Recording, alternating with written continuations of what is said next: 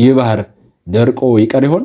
ውድ ቻናላችን ቤተሰቦች ዛሬ ዘንላችሁ የቀረበው ታሪክ የሰው ልጅ ከማንኛውም የተፈጥሮ አደጋ በላይ የህልውና ፈተና የገጠመበት እጅግ አስደንጋጭ ትዕይንት ነው። በካሪቢያን ባህር ላይ በረጋ ውሃና በደማቅ ፀሐይ ስር አንድ ደስተኛ ቤተሰብ መርከባቸው ላይ ተዝናንተው የእረፍት ጊዜያቸውን እያሳለፉ ነበር። ነገር ግን ይህ ውብ ትዝታ ወደ መራራ ሲኦል እንደሚቀየር ማንም አልገመተም። ባህሩ ነጥፏል። ጁሊያ ለመዋኘት ወደ ባህሩ ውስጥ ትዘላለች። በረጋው ውሃ ላይ ተኝታ ዘና ለማለት ስትሞክር ድንገት የሆነ እንግዳ ስሜት ይሰማታል። ዙሪያውን ብትመለከትም ምንም ነገር የለም። በምናቤ ይሆናል ብላ ራሷን ለማሳመን ትሞክራለች። ነገር ግን ከጥቂት ሰከንዶች በኋላ ያ ስሜት በድጋሚ ይሰማታል። አሁን ግን ፍርሃት ወረራት። በፍጥነት ወደ መርከቧ መዋኘት ጀመረች። ድንገት ግን የሆነ የማይታይ ኃይል እግሯን ወደ ጥልቁ ይጎታት ጀመር። ጁሊያ በጭንቀት መጮህ ጀመረች። ነገር ግን ልጇ ካሲ የጆሮ ማዳመጫ ሄድሴት ስላደረገች ባለቤቷ ቶምና ልጇ ቤን ደግሞ በአሳ ማጥመድ ስራ ስለተጠመዱ ድምጿን ሊሰሟት አልቻሉም። ጁሊያ ከሞት ጋር ስታገል ውሃ ወደ አፏ እየገባ መጮህ ከበዳት። በመጨረሻም ቶም ባለቤቴ የት ሄዳለች በማለት ባለቤቱን ፈልጎ ያገኛታል። መርከቧን ወደ እሷ አስጠግቶ ዘሎ ገባና አቅፋ ወጣት። ጁሊያ ደንግጣለች። ነገር ግን የሆነውን ነገር ስላልተረዳች የባህር ሞገድ ሳይሆን አይቀርም ብላ አለፈችው። በዚያን ምሽት የቤን ልደት በኬክና በስጦታ ይከበራል። ካሲ ከፍቅረኛዋ ጋር በቪዲዮ ስልክ ለማውራት ላፕቶፕ ይዛ ወደ ውጭ ትወጣለች። ፍቅረኛዋ በከተማው ሰማይ ላይ እጅግ ግዙፍና የሚያስፈሩ የነጎድጓድ ደመናዎች መታየታቸውን ሊያሳያት ሲል በድንገት የቪዲዮ ግንኙነቱ ይቋረጣል። ካሲ ደንግጣ ለቤተሰቧ ብትናገርም ቶም ግን ከየብስ ስለራቅን ሲግናል የለም በማለት አቃለለው። በዚያው ቅጽበት መርከቧን አልፈው የሚሄዱ በርካታ ነባሪዎች ተመለከቱ። ቶም ነባሪዎች የምድርን መግነጢሳዊ መስክ ይከተላሉ፣ አሁን ግን ማዕበል ግራ ስለጋባቸው ወደ ዳርቻ እየሄዱ ነው ሲል አስረዳ። ድንገት መርከቧ በኃይል ተናወጠች። ቤን ወድቆ ተጋጨ። ቶም መርከቡ መጎዳቱን ለማየት ወደ ውሃ ውስጥ ሰመጠ። ከጥቂት ቆይታ በኋላ ትከሻው ላይ በቆሰለ ሁኔታ ተመለሰ። ከጀርባዬ የሆነ በጣም ትልቅ ነገር ተሰማኝ፣ ስዞር ግን የመርከቡ ሞተር ነበር የቆረጠኝ ይላል። ቶም ያየውን ነገር እጅግ ግዙፍ ቢሆንም ምን እንደሆነ ግን መለየት አልቻለም። መርከቧ በከፍተኛ ሁኔታ ስለተጎዳች ጁሊያ በሬዲዮ እርዳታ ለማግኘት ብትሞክርም የሚሰማው ድምፅ ግራ የሚያጋባ ነበረ። ቤን ማስክ አድርጎ ካሲን በማስፈራራት ይቀለድባታል። በመጨረሻ መርከቧ ስራ ቆመችና በባህሩ መካከል ተንሳፋፊ ሆና ቀረች። ቶም ለ4 ቀን የሚሆን ምግብና ውሃ እንዳላቸውና የአሳ አጥማጅ መርከብ እስኪያልፍ ድረስ መጠበቅ እንዳለባቸው ነገራቸው። ድንገት ራዳሩ የሆነ ነገር አሳየ። ቤተሰቡ ወደ ውጭ ሲወጡ በርካታ ሜቴዎራይቶች ወደ ምድር ሲወድቁ ተመለከተ።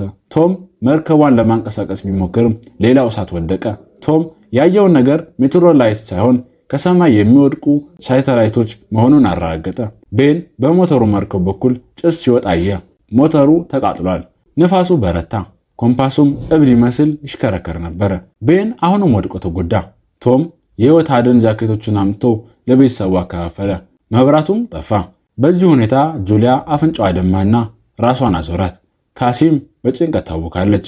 ድንገት አንድ ከፍተኛ ድምፅ ተሰማና ነፋሱ መስኮቶችን ሁሉ ሰባበራቸው። ቶም በጨለማው ውስጥ የእሳት ቃጭል ለኮሰ። በማግስቱ ጠዋት ቤተሰቡ ሲነቁ ያዩት ነገር ዓለምን የሚቀይር ነበር። ባህሩ ጠፍቷል። መርከቧ የቆመችው በደረቅ መሬት ላይ ነው። በዚህ አቅጣጫ የሚታየው በረሃ ብቻ ነው። ቤን የሞቱ ክራቦችን እያየ ይጫወታል። ካሲ ደግሞ ተስፋ ቆርጣለች። ቶም ኮምፓሱን አይቶ የምድር መግነጢሳዊ ዋልታዎች መቀልበሳቸውን ተረዳ። ይህ ከ700,000 ዓመታት በፊት የተከሰተ ክስተት ነበረ። ካሲ ፍቅረኛዋ እንደሞተ አስባ ተረበሸችና እናቷ ልታጽናና ስትሞክር አባረረቻት። ቤን ደግሞ የሰው እርዳታ ለማግኘት ተስፋ በማድረግ ሙከራዎችን ሁሉ እያደረገ ነው። ቶም በራዲዮ ናኦ ከተባለ የባህር ሰርጓጅ መርከብ ካፒቴን ጋር ተገናኘ። ናኦ ሰርጓጅ መርከቡ መሬት ላይ እንደቀረችና ውቅያኖሱ በአንድ ሳምንት ውስጥ በከፍተኛ ኃይል እንደሚመለስ ነገራቸው። ናኦ ሰርጓጅ መርከብ ውስጥ ለ3 ሰው የሚሆን ቦታ ስላለው ቶም እና ጁሊያ ልጆቻቸውን እንዲያድን ናኦን አሳመነው።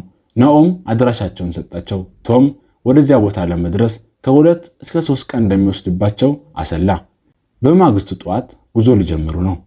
አንድ እጁ ላይ የጦር መሳሪያ ያዘና ውሻ ያስከተለ አንካሳ ሰው መጣ። ቶም ውሃ ሊሰጠው ቢሞክርም ሰውየው ግን ቶምን በጠርሙስ መትቶ ከጣለው በኋላ በያዘው ጦር ሆዱ ላይ ወጋው። ቶም በጭካኔ ተገደለ። ሰውየው ጁሊያን ማሳደድ ጀምሯል። ጁሊያ መርከቡ ውስጥ ገብታ ልጆቿን ሶፋ ውስጥ ደበቀቻቸውና የቃጭል ሽጉጥ ሰጠቻቸው። ጁሊያ በመታጠቢያ ቤት በኩል አምልጣ ወደ መርከቡ ጣራ ላይ ወጣች። ውሻው ሊጮህባት ሲል ጁሊያ በቢላዋ ገደለችው። ሰውየው ውሻው ሞቱን ሲያይ በጣም አዘነ። በመጨረሻም ጁሊያን አግኝቶ ደበደባትና ሊያንቃትም ሲል ካሲ ከሶፋ ውስጥ ወጥታ በእሳት ቃጭል ሰውየውን ተኮሰችበት። መርከቡ በእሳት ተያያዘ። ጁሊያ የቶምን ካርታና ቦርሳ ይዛ ከልጆቿ ጋር አመለጡ። መርከቧም በታላቅ ፍንዳታ ተናወጠች። ቤተሰቡ በሐዘን ተሰባብረው የቶምን አስክሬን ተሰናብተው ጉዞ ጀምሯል። በረሃብ ውስጥ የሞቱ የባህር እንስሳቶችን፣ ፕላስቲኮችን እያዩ ተጓዙ። ቤን በውሃ ጥም እየተዝለፈለፈ ነው። ጁሊያ የውሃው ጠርሙስ ባዶ መሆኑን ስታይ ካሲን ውሃ ባለመያዟ ተወቀሰቻት። ትልቅ ጭቅጭቅ ተነሳ። ጉዟቸውን ቀጥለው የወደቀ አውሮፕላን አገኙና በዚያው ለማደር ወሰኑ። ጁሊያ በቶም ጃኬት ውስጥ የቤተሰብ ፎቶ አገኘች። ካሲ ወላጆቿ እንዴት እንደተገናኙ ጠይቃት።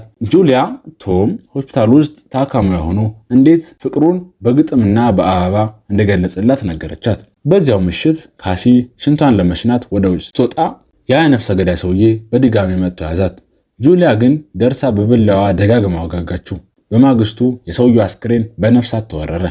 ከአፉም ውስጥ በርካታ ክራቦች ወጡ። ቤተሰቡ ጉዟቸውን ቀጥለዋል። ቤን ያገኘው ኩሬ ውስጥ ሊጠጣ ሲል ጁሊያ ከለከለችው። በማግስቱ ጠዋት በሚሊዮኖች የሚቆጠሩ ክራቦች እንደ ጎርፍ ሲመጡ አዩ። ቤተሰቡ ወደ አንድ ትልቅ ጭነት መርከብ ሮጡ። እዚያም 3 ሰራተኞችን ያገኙ። ነገር ግን ሰራተኞቹ ሊረዳቸው አልፈለጉም። ክራቦቹ ሰራተኞቹን በሙሉ በላያቸው ላይ ተረባርበው በላቸው። ጁሊያ ልጆቿን ኮንቴነር ላይ ያወጣቻቸው።